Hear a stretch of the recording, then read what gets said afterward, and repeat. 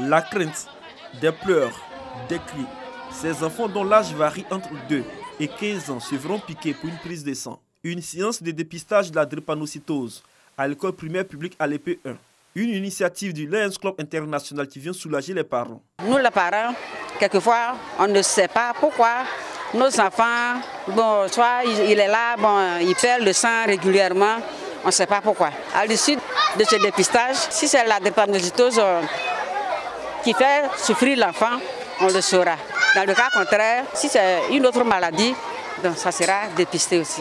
En plus de la drépanocytose pour les enfants, les personnes adultes et des enfants ont pu bénéficier également du dépistage du diabète. On n'attend pas de tomber malade, voilà. Donc j'ai voulu vraiment vérifier mon état de santé. Je suis venue faire le test. Pour cette opération, ce sont plus de 400 enfants qui ont été dépistés pour le compte de la commune d'Alepé. Une opération qui s'inscrit dans le programme d'activité du Lions Club International PASSEM et de la zone 313. Il s'agit pour le président Youssouf Traoré et ses camarades d'œuvrer pour le bien-être des populations, surtout les enfants issus de familles démunies. Nous avons choisi de faire la drépanocytose parce que c'est un mal qui ronge beaucoup nos populations, surtout les enfants. Et je pense qu'il était normal que nous puissions nous intéresser à ce fléau-là.